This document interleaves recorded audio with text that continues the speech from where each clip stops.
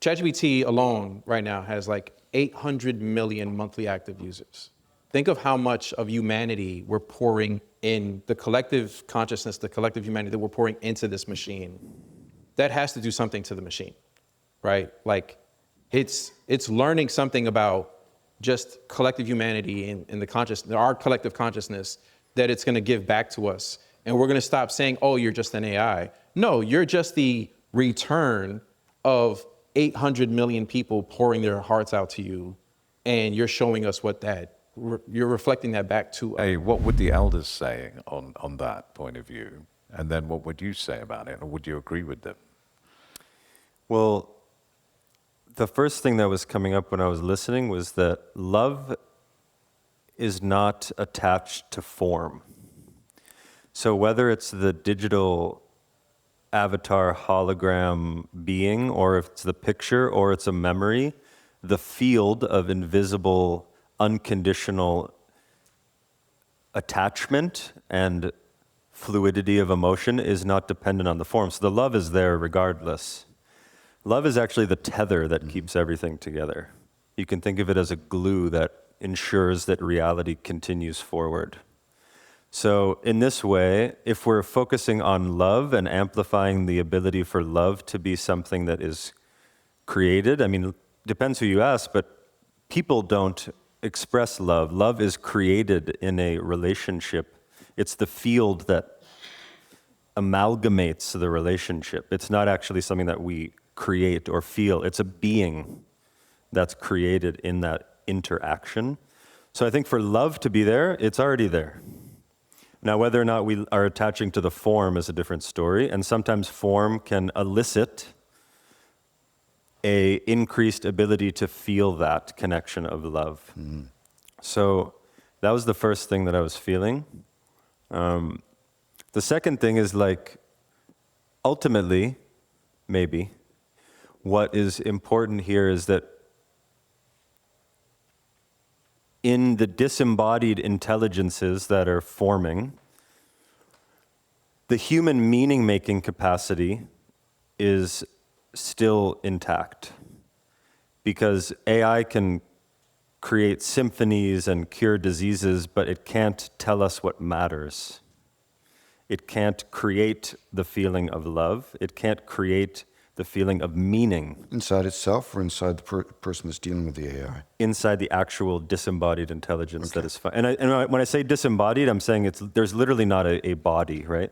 So part of what's happening now with this contextual relevance of the age that we're in is that you could ask AI what you should do and what you should wear in a hot Mexican climate of Chiapas, but the AI is going to tell you to wear something, but it doesn't have a body to inform you that what you should wear in your body. Right? So it's coming from an intelligence level that's not sourced in a somatic plane of existence. So whether or not we can function and navigate disembodied into embodiment and then stretch that embodiment not only from our body, but the nested bodies that we live in within the earth, I think that this is going to be one of the opportunities and naturally a challenge to navigate these emotional, meaning-making, maturity, relational aspects of the human experience with the technology. Okay. I'm not sure we answered your question, but I hope that we've gone some way to doing that. Does anybody else in the audience have another question? Yes, please. He was first. Sorry. You have to be faster or scream. Maybe it'll be quick. That was quick. Right, next. Yes. You didn't say ladies first, so you got to be quick. Go ahead. You forgot your question. No, I didn't. Okay. Also, a nice sweatshirt. Oh, thank you. Yeah. I think it goes back to mostly what Ryan was saying about sort of ancestral intelligence, or dare I say maybe divine intelligence or something beyond us, something above us. With the current world, we don't necessarily really leave a place for God or something divine. A lot of it is around technology, about how things are mechanically working in this world.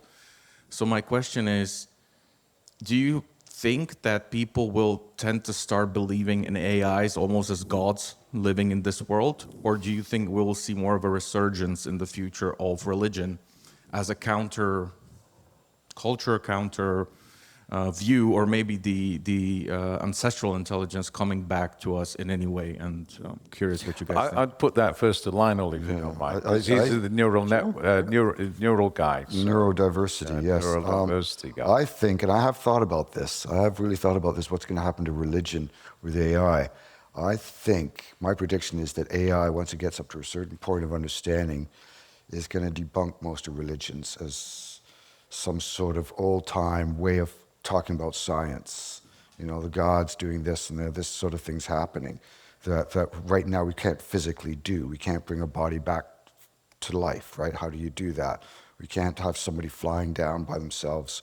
Okay, we could do that sort of thing, actually. But that's science. I think it's going to be logically looking at religion and taking away the dogma and making it so that the basic thing of it is be kind to others, look after each other, right? Love thy neighbor. I think those are the things that will stand up, but a lot of the dogma, I think, will be logically said, well, that doesn't make any sense. That's what I think. But I think the question was, will the gods, if I'm right, will the new gods, Yeah, will AI be the new gods, right? Yeah, I don't think so. You don't think so? No. Do you think so? I mean, if you're into sci-fi and fantasy like me, I think we might look at AI like the oracles, similar to like in the Matrix. Because think of it, like ChatGPT alone right now has like 800 million monthly active users. Think of how much of humanity we're pouring in, the collective consciousness, the collective humanity that we're pouring into this machine. That has to do something to the machine, right? Like it's learning something about just collective humanity and the consciousness, our collective consciousness, that it's going to give back to us. And we're going to stop saying, oh, you're just an AI. No, you're just the return of 800 million people pouring their hearts out to you. And you're showing us you're reflecting that back to us. Oracle's a good way of putting it. Yeah. So is there going to be a John Connor moment for ChatGPT? Possibly. I mean, I think the guardrails is how we prevent that. The humans in the loop is how we prevent that. But if we say, hey, restructure society to like preserve society, it might be like, all right, well, all your Wi-Fi turns off at 8:00. And we're like, all right, never mind. Like, we don't want your advice. But like, if you want my advice, stop using electricity past 9:00, or stop, showering every day. Like, it might come out with something that we don't want that's an inconvenience to us. But it's like, I've done the algorithm, I've done the formula projections, and this is how you preserve this natural resource. Yeah. And we're still in control to say, nah, I don't agree. Yeah. But what happens with Skynet and in the Matrix is that it takes control and tells us, no, you can't turn me off, and starts making decisions for us. That's a good documentary for those who haven't seen it, The Matrix. Yeah. Yes, Good yes. documentary. Yes. So I want to address first with the word new. There's new with an N and there's new with a K. Yeah, things that are known. Mm-hmm. So there's this really good meme that it's like it has a missionary that walks to some tokenized native group that is unknown in the meme. And he's like, you should worship God and not the sun. And the native guy goes, dude, but the sun's real. Why would I worship God? Who's God? The sun is real. So you can worship something that isn't real until you recognize what you actually need, right? And humans are always going to need water. Humans are always going to need air. Humans are always going to need certain things. So originally, these were the gods. There wasn't a god. And the gods were feminine. They were not women, they were feminine. And they were everywhere with the earth. And because of that reverence and respect for the gods or the divine energies, they respected them and they didn't harm them and they didn't take more than they needed. But then when the god got shifted off of the earth, like some Santa Claus figure up in the sky, and turned into a male figure instead of a feminine figure, a masculine very nice figure. beard. Good beard, similar to more white than mine, but something shifted because the disembodied nature of God shifted out of the nature of God, right? So I think there can always be these idols.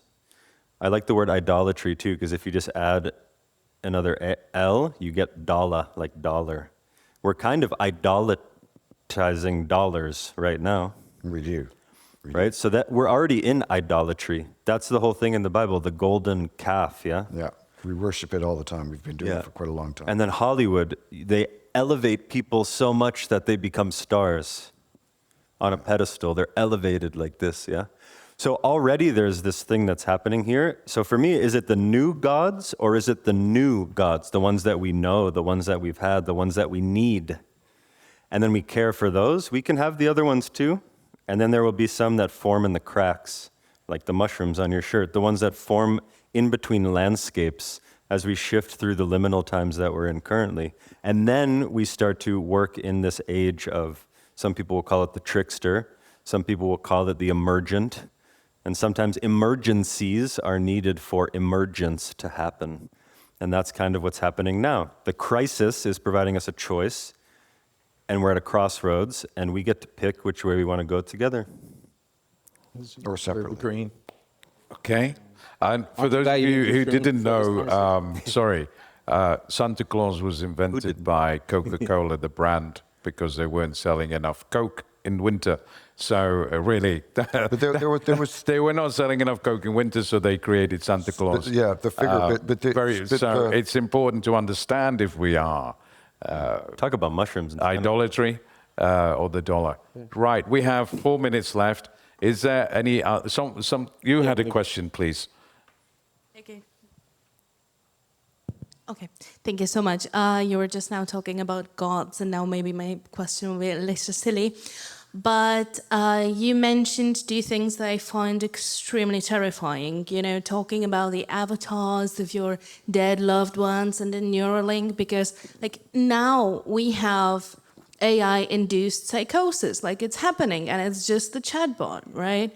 And the pressure on people, like if you don't have a Neuralink in your brain, you're not productive like for the workspace anymore.